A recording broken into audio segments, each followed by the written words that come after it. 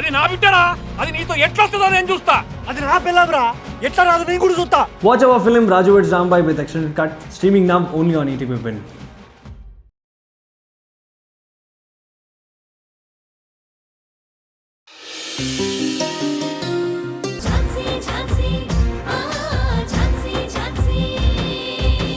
మీరు పిల్లల గురించి నా గురించి అనవసరంగా మాటలు పడ్డారు. మీ ఇద్దరు అన్నదమ్ములకి ఒకరి మీద ఒకరికి ఎంత ప్రేమ ఉందో కూడా నాకు తెలుసు. అలాంటిది ఎప్పుడూ లేనిది మీ అన్నయ్య గారు కూడా మీ మీద చేయి చేసుకున్నారు. పర్లేదమ్మా, అయినా అవన్నీ నేను పెద్దగా పట్టించుకోను. అయినా మా అన్నయ్యగా నన్ను కొట్టింది పరాయి వాళ్ళు కాదు కదా. మా అన్నయ్య నాకు తండ్రితో సమానం. వాడికి నేనంటే ప్రాణం. అయినా నేను ఆ విషయం అప్పుడే మర్చిపోయాను. మీరు కూడా అలా చేయడం ఎందుకండి? తాగేసి వాళ్ళేదో అనడం, వాళ్ళ చేత మీరు మాటలు పడ్డం ఎందుకు? మీరు కూడా రాయల్గా ఉండొచ్చు కదా. ఏమ్మా, నేను తాగొచ్చి గొడవ చేశానని వాళ్లతో పాటు నువ్వు నమ్మేశావా? అంటే మీరు ఇందాక డ్రింక్ చేసినట్టు యాక్ట్ చేశారా? అవును. ఎందుకు అలా చేశారు? తాగినోడు నిజాలు మాట్లాడతాడనే లైసెన్స్ ఒకటి ఉంది కదమ్మా. ఆ ట్రిక్ ఫాలో అవుతూ మా నాన్న చేసే పనులకు నాకు కోపం వచ్చినప్పుడల్లా అలా చేస్తూ ఉంటాను. ఎందుకంటే మా నాన్న సోమేశ్వరరావుకి అహంకారం తలకెక్కటం కాదు, ఆ తలనే మింగేసింది. అలాంటి ఆయనకి నిజాలు నార్మల్గా చెప్తే బుర్రకెక్కించుకోవడం కాదు కదా, కనీసం చెవికి కూడా ఎక్కించుకోడు. అలాంటి మనిషి ఆయన. నమ్మలేకపోతున్నాను సార్. నిజంగానే మీరు డ్రింక్ చేసి అలా చేశారనుకున్నాను. ప్రామిస్ అమ్మా, నిజంగా ఇందాక డ్రింక్ చేయలేదు, కానీ ఇప్పుడు వెళ్ళి డ్రింక్ చేస్తాను. కానీ డ్రింక్ చేసే ముందు నీకు ఒక మాట చెప్పాలని ఇలా వచ్చాను. మళ్ళీ డ్రింక్ చేసి మాట్లాడితే నువ్వు నా మాటని సీరియస్గా తీసుకోకపోవచ్చు. చూడమ్మా ఝాన్సీ, ఎన్ని కష్టాలొచ్చినా ఎలాంటి పరిస్థితులు ఎదురైనా మా నాన్న ఎంత అవమానించినా ఎదిరించి పోరాడి గౌతమ్ని నువ్వే పెళ్లి చేసుకోవాలి. ఎందుకంటే ఈ ఇంట్లో వాళ్ళందరినీ ఒక గాడిలోకి తీసుకురావాలంటే నీకు మాత్రమే సాధ్యమవుతుంది. తాగినప్పుడు నేను తప్ప ఈ ఇంట్లో ఎవ్వరూ మా నాన్నకి ఎదురు చెప్పరు. నువ్వు ఈ ఇంటి కోడలువైతే ఆయన గర్వాన్ని అణచగలవు. నువ్విక్కడ స్థానం సంపాదించుకుంటే పిల్లలు కూడా ఈ కుటుంబంలో కలిసిపోతారు. ప్లీజ్ అమ్మా ఝాన్సీ, ఎట్టి పరిస్థితుల్లోనూ గౌతమ్ని విడిచిపెట్టుకో. వీలైనంత త్వరగా పెళ్లి చేసుకుని భార్యాభర్తలుగా మారండి. ఇది నా రిక్వెస్ట్.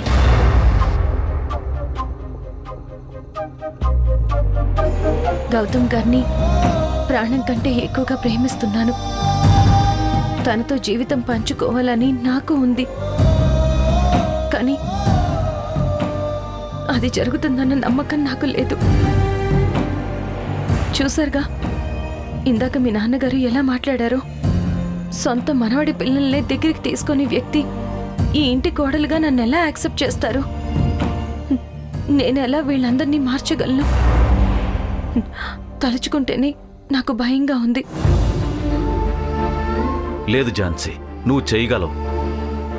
నువ్వు గౌతమ్ని పెళ్లి చేసుకుంటే చాలు. గౌతమ్ నీకు సపోర్ట్గా ఉంటాడు. నేను మీకు తోడుగా ఉంటాను. మా నాన్న అహంకారాన్ని, మూర్ఖత్వాన్ని ఎదిరించి నిలబడే శక్తి నీకు మాత్రమే ఉంది. గుర్తుపెట్టుకో. ఎట్టి పరిస్థితుల్లో గౌతమ్ చెయ్యి విడిచిపెట్టుకో.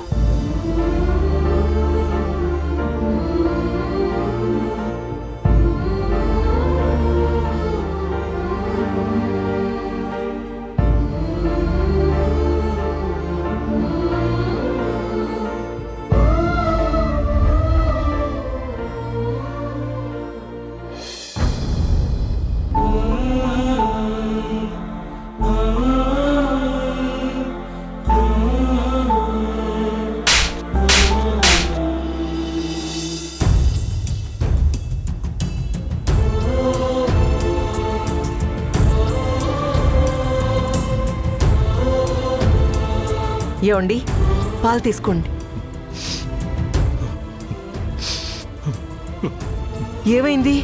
ఆ కళ్ళల్లో నీళ్ళేంటండి? ఎందుకు ఏడుస్తున్నారండి? తప్పు చేశాను కమల. చంద్ర మీద చేసుకుని తప్పు చేశాను. బాధపడకండి. ఏదో కోపంలో అలా జరిగిపోయింది, వదిలేయండి. అయినా అందరి ముందు మీ నాన్నగారిని అలా చులకన చేసి మాట్లాడడం తప్పే కదండి. అందుకే మీకు కూడా కోపం వచ్చింది. కానీ వాడు అన్న దాంట్లో తప్పు లేదనిపిస్తుంది కమల. వాడు తాగినా తాగకపోయినా నిజమే మాట్లాడతాడు, నిజాయితీగా ఉంటాడు. వాడు తప్పు లేకపోయినా చేసుకున్నాను. ఎంత బాధపడి ఉంటాడు. చంద్రమోహన్ ఇలాంటివేమీ పట్టించుకోడండి. మీరేమీ బాధపడొద్దు. తనకి మీరంటే అమితమైన ప్రేమ, గౌరవం ఉన్నాయి. అర్థం చేసుకుంటాడులేండి. ఉదయం లేస్తే క్షణం తీరిక లేకుండా డబ్బు వెనక పరుగులు తీస్తున్నాం. కోట్లు సంపాదించి ఆస్తులు కూడబెడుతున్నాం. కానీ డబ్బు మైకంలో పడి అనుబంధాల్ని, ఆప్యాయతల్ని మర్చిపోతున్నాం. మనం రాకేష్ ప్రేమని అంగీకరించలేదు. ఒక తండ్రిగా కొడుకు ప్రేమని అర్థం చేసుకోలేకపోయాను. బ్రతికుండగానే వాడికి పిండం పెడుతుంటే చూస్తూ ఊరుకున్నాను. వాడికి మనతో రుణం తీరిపోయాక కూడా కనీసం వాడి పిల్లల్ని కూడా దగ్గరికి తీసుకోలేని దుస్థితిలో ఉన్నాను నేను. ఇదంతా ఆలోచిస్తుంటే ఏంటా నా బ్రతుకని నా మీద నాకే అసహ్యం వేస్తుంది కమల, అసహ్యం వేస్తుంది. నేను మా నాన్న దృష్టిలో ఓ కొడుగ్గా గెలిచాను. కానీ నా దృష్టిలో ఓ తండ్రిగా నేను ఓడిపోయాను కమల. ఇన్నాళ్ళు పైకి గంభీరంగా కనిపిస్తూ మనసులో ఇంత బాధని దాచుకున్నారా? నా కొడుకు బిడ్డలు కళ్ళెదురుగా ఉన్నా ప్రేమగా దగ్గరికి తీసుకోలేకపోతున్నాను. నాకన్నా దురదృష్టవంతులు ఇంకెవరు ఉండరనుకుంటా కమల, ఉండరు. ఇప్పుడు మాత్రం ఏమైందండి? పిల్లల్ని దగ్గరికి తీసుకోండి, వాళ్లతో ఆడండి, పాడండి. తాతయ్యగా అనుభవించాల్సిన ఆనందాలన్నీ అనుభవించండి. ఉదయాన్నే మీరే పిల్లల్ని స్కూల్కి తీసుకెళ్ళండి. ఏమంటారు? అది ఈ జన్మకి జరగదు కమల. మా నాన్న మాట కాదని నేను ఏ పని చెయ్యలేను. మా నాన్నకి నచ్చని పని చేసి ఆయన్ని బాధ పెట్టలేను. ఆయన బాధపడితే నేను తట్టుకోలేను. వేరే ఏదైనా చేయగలను. కానీ ఈ పిల్లల విషయంలో మాత్రం నాన్నని కాదని వాళ్ళని దగ్గరికి తీసుకోలేను. ఈ విషయంలో నేను హెల్ప్లెస్ కమల, హెల్ప్లెస్. అయ్యో ఏమండి? హెల్ప్లెస్ కమల.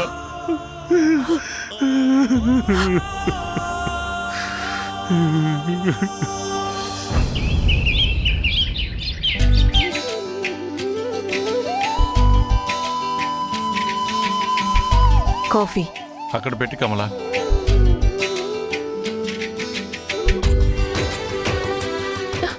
స్కూల్ బస్ వచ్చేసింది. పదండి పదండి పదండి. బాయ్ అమ్మా. బాయ్ నాన్న.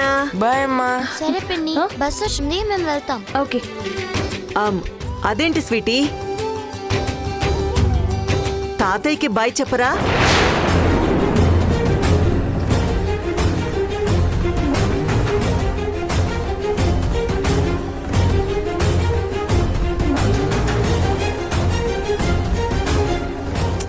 రండి, తాతయ్య కూడా బై చెప్పి వెళ్తురు గాని.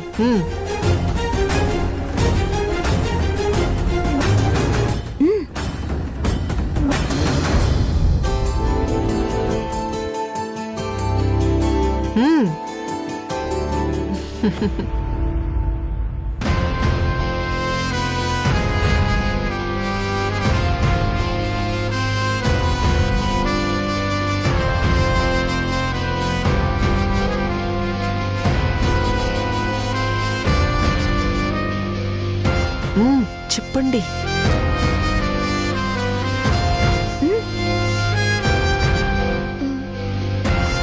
తాతయ్య బాయ్.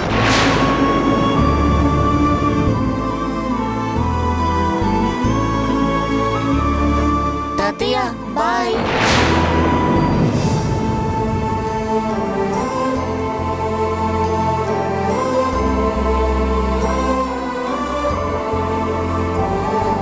ఇంకోసారి చెప్పు.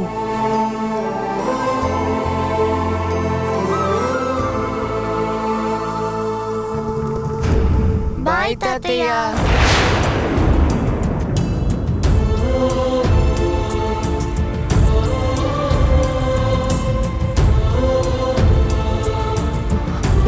ఏమండి,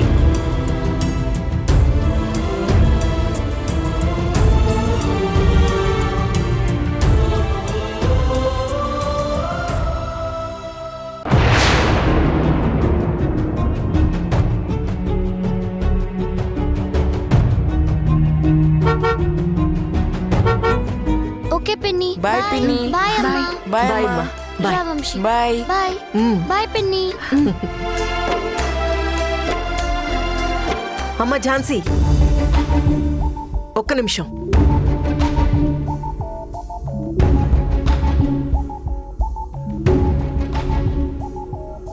నేను పిల్లల్ని ఇంట్లో వాళ్ళకి దగ్గర చేసే ప్రయత్నం నీ కళ్ళారా నువ్వే చూసావుగా. చూశాను. మీరు పిల్లల తరపున నిలబడతారని కూడా తెలుసు. కానీ సరే, పిల్లలకి బాయ్ చెప్పకుండా అలా వెళ్ళిపోవడం కొంచెం బాధగా అనిపించింది మేడం. నాకు బాధగానే అనిపించింది. కానీ ఆయన అలా మౌనంగా వెళ్ళిపోవడానికి కారణం నువ్వే అనిపిస్తుంది. నేనిలా అంటున్నానని మరోలా అనుకోక ఝాన్సీ. నువ్విక్కడ ఉండడం వల్లే ఈ ఇంట్లో వాళ్ళు పిల్లల్ని దగ్గరికి తీసుకోవడానికి ఇష్టపడడం లేదు. సోమేశ్వరరావు మావయ్య గురించి పక్కన పెడితే మా ఆయనకు కానీ మృణాళికి కానీ పిల్లల మీద ఎటువంటి ద్వేషం లేదు. నీ మీద కోపం తప్ప. మృణాళికి నీకు వృత్తిపరంగా వైరం ఉండొచ్చు, అంతేకాని పిల్లల మీద తనకి ఎటువంటి కోపమూ లేదు. సోమేశ్వరరావు మావయ్య నిన్ను పిల్లల్ని ద్వేషిస్తున్నారని మా ఆయన కూడా మిమ్మల్ని దూరం పెడుతున్నారు, అంతేకాని పిల్లల మీద ఎటువంటి కోపమూ లేదు. ఒక్కసారి ఆలోచించు. ఈ ఇంట్లో నువ్వు లేకపోతే ఒక్క సోమేశ్వరరావు మావయ్య తప్ప మిగిలిన వాళ్ళందరూ పిల్లల్ని చేరదీస్తారు. అందులో ఎటువంటి అభ్యంతరం లేదు. కొన్ని రోజులు పోతే పిల్లలు అందరితో పాటు కలిసిపోతారు. అది చూసి ఇంకొన్ని రోజులకి పెద్ద ఆయన కూడా పిల్లల్ని దగ్గరికి తీసుకుంటారు. నువ్వే ఒకసారి చెప్పావు కదా, మేమంతా పిల్లల్ని దగ్గరికి తీసుకున్న మరుక్షణం ఈ ఇంటి నుంచి దూరంగా వెళ్ళిపోతాను అని. కానీ నేనేం చెప్తున్నానంటే, నువ్వు ఇంటి నుంచి దూరంగా వెళ్ళిపోతేనే పిల్లలు ఇంట్లో వాళ్ళకి దగ్గరవుతారు.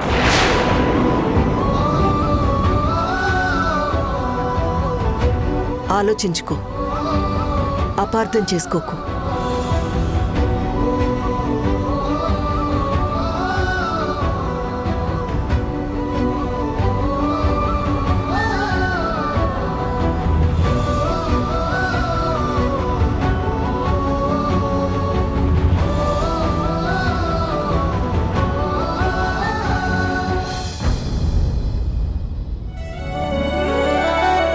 మెడిసిన్స్ అన్ని టైంకి వాడండి.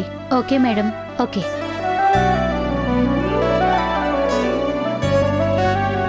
నమస్తే డాక్టర్. నమస్తే, చెప్పండి. మేడం, నా పేరు సుమిత్ర.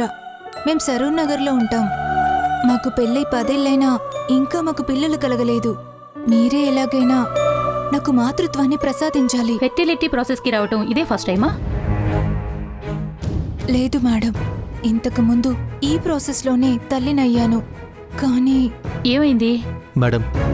ఆ బిడ్డ డెలివరీ టైంలో పురిట్లోనే చనిపోయాడు మేడం. అబద్ధం! నా బిడ్డ చనిపోలేదు. ఆ హాస్పిటల్ వాళ్ళు నా బిడ్డ నమ్ముకొని పురిట్లోనే చనిపోయిందని అబద్ధం చెప్పారు. ఎవరమ్మా? అమ్మ ఫర్టిలిటీ సెంటర్ ఓనర్ కృష్ణప్రసాద్. ఓ, వీళ్ళిన వాళ్ళు. వీళ్ళని వెంటనే మేడం దగ్గరికి తీసుకువెళ్ళాలి. ఒక్క నిమిషం ఇక్కడే ఉండండి, ఇప్పుడే వస్తాను.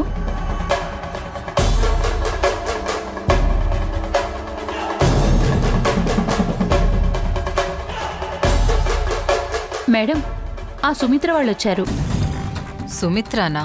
వాళ్ళెవరు? అదే మేడం, అమ్మ ఫెర్టిలిటీ హాస్పిటల్లో మనం ప్లాన్ చేశాం కదా, వాళ్ళు. సరే సరే, ఓకే. వాళ్ళు ఇక్కడికొచ్చారా? అవును మేడం, మనల్ని కన్సల్ట్ అవ్వడానికి వచ్చారు. సరే, వెళ్ళి వాళ్ళని తీసుకురా. Okay madam.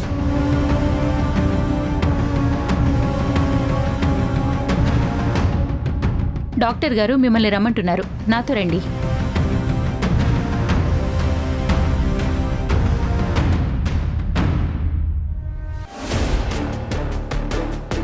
మేడం. నమస్కారం నమస్కారం మేడం. డాక్టర్. నమస్తే నమస్తే, కూర్చోండి.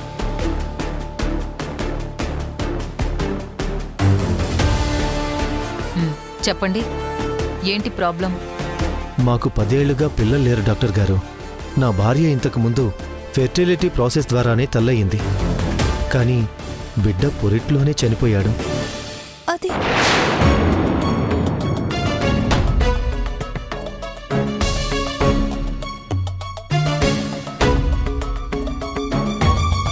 మళ్ళీ ఆ హాస్పిటల్కి వెళ్ళి ట్రీట్మెంట్ చేయించుకుందామంటే నా భార్య ఒప్పుకోవడం లేదు. అందుకే ఇక్కడికొచ్చాం. మీరు కూడా చాలా మంచి డాక్టర్ అని అందరూ చెప్పుకుంటుంటే విన్నాము. మీరు ఎలాగైనా మాకు సంతాన భాగ్యం కలిగేలా చేయాలి. మీ బిడ్డ పురిట్లోనే చనిపోయాడా? డెలివరీ ఎప్పుడైంది? నా బిడ్డ చనిపోలేదు. సుమిత్ర, నువ్వు కాసేపు నోరు మొయ్. డాక్టర్ గారితో నేను మాట్లాడుతున్నాను కదా. నా బిడ్డ చనిపోలేదు, చనిపోలేదు, చనిపోలేదు. Okay okay okay, cool, control yourself. మరి ఆ బిడ్డ చనిపోకపోతే ఏమైనట్టు?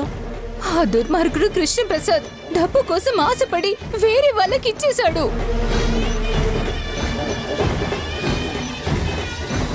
వాట్? అలా ఎలా చేస్తాడు? ఈ విషయం తెలిసి మీరెలా ఊరుకున్నారు? మేమేం చేయగలం మేడం? మధ్య తరగతి వాళ్ళం. వాళ్ళకి డబ్బు పరపతి ఉన్నాయి. వాళ్ళ ముందు మేమెంత చెప్పండి? ఎవరు ఎంత వాళ్ళైనా కావచ్చు, కానీ చట్టం అంటూ ఒకటి ఉంటుంది. వెళ్ళి పోలీస్ కంప్లైంట్ ఇవ్వకపోయారా? కంప్లైంట్ ఇచ్చాం మేడం, కానీ వాళ్ళు పోలీసు వాళ్ళని కూడా కొనేశారు. వాట్? అమ్మ ఫెర్టిలిటీ సెంటర్ వాళ్ళు ఇంత దారుణానికి పాల్పడతారా?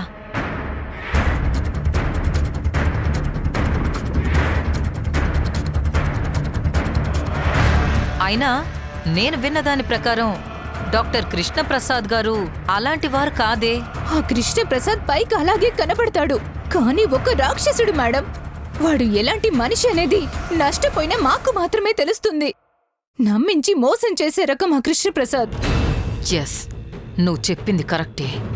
ఆ కృష్ణప్రసాద్ నమ్మించి వెన్నుపోటు పొడిచేవాడు. నా చెల్లెలు ప్రాణాలు అలాగే బలి తీసుకున్నాడు. మేము కల్లారా మాకు పుట్టబోయే బిడ్డను చూసుకోవాలనే ఆశతోనే బతుకుతున్నాం మేడం. మీరే ఎలాగైనా మాకు అదృష్టం కలిగించాలి. చూడండి, ట్రీట్మెంట్ చేయడానికి నాకేం అభ్యంతరం లేదు, కానీ మీకు ఆల్రెడీ బిడ్డ ఉన్నాడు. మిమ్మల్ని మోసం చేసిన వాళ్ళు ఎంత పెద్దవాళ్ళైనా కావచ్చు. మీరు లీగల్గా ఫైట్ చేసి మీ బిడ్డను మీరు దక్కించుకోవాలి కదా. మీరు 9 మాసాలు మోసికన్న బిడ్డ అంత తేలిగ్గా ఎలా వదిలేసుకుంటారు?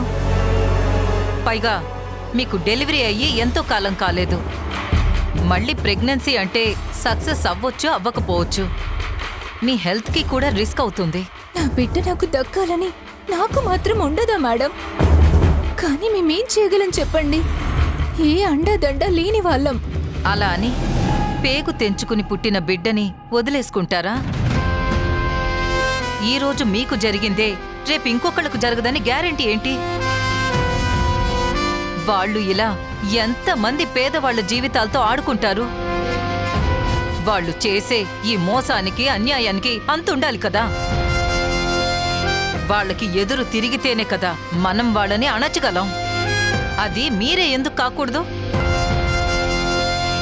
లేదు, ఇవన్నీ మాకెందుకు అనుకుంటే ట్రీట్మెంట్ చేయడానికి నాకెలాంటి ఇబ్బంది లేదు. నాకే 4 డబ్బులు వస్తాయి. నేను మీ బాధను అర్థం చేసుకుని ఇదంతా చెప్తున్నాను. తర్వాత మీ ఇష్టం, ఆలోచించుకోండి.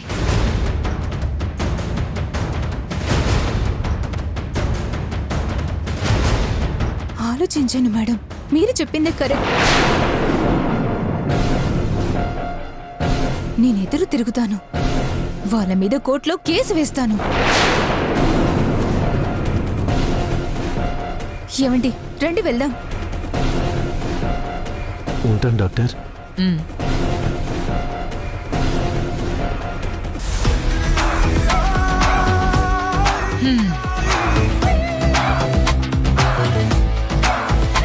మీరు సూపర్ మేడం. మీ మాటలతో వాళ్ళని భలే మేనిపులేట్ చేశారు. మొన్న పోలీస్ స్టేషన్కి వెళ్లారు, ఇవాళ లాయర్ దగ్గరికి వెళ్తారు. రేపు ఆ కృష్ణప్రసాద్ కోర్టుకు వెళ్తాడు, తరువాత జైల్లో ఊచల్లెక్క పెడతాడు. ఎస్, ఈ కేసు కోర్టుకు వెళ్ళిన రోజే ప్రెస్కి తెలుస్తుంది. ఆ కృష్ణప్రసాద్ పరువు, హాస్పిటల్ రెప్యుటేషన్ మొత్తం వీధిన పడుతుంది.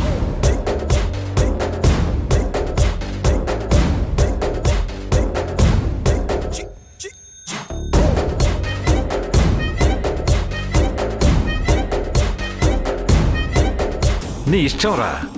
జాతి, కుల, మత, వర్గ భేదాలతో సంబంధం లేకుండా ఎవరి బిడ్డైనా సరే, ఆఖరికి అనాథాశ్రమంలో బిడ్డనైనా సరే నువ్వు దత్తత తీసుకో. నేను మన స్వీటీనే దత్తత తీసుకుంటాను నాన్న.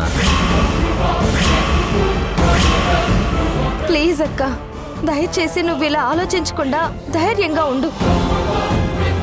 నువ్వు గౌతమ్ గారు పెళ్లి చేసుకున్న మరుక్షణమే ఏ సమస్యలు ఉండవు.